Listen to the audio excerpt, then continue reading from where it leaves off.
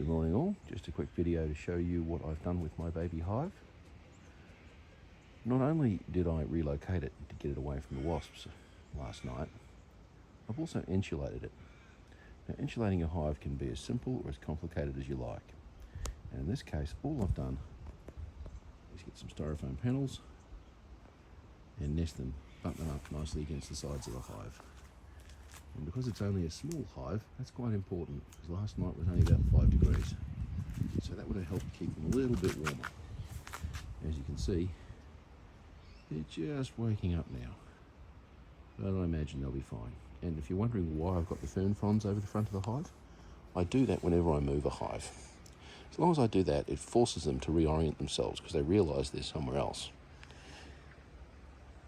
So for the next day or so, what we'll see when they come out is they'll be flying in circles above the hive as I look around and try and work out where they are. Well, I hope you enjoyed my beekeeping video, based right here in sunny Melbourne, Australia. If you like beekeeping, do subscribe. Cheers.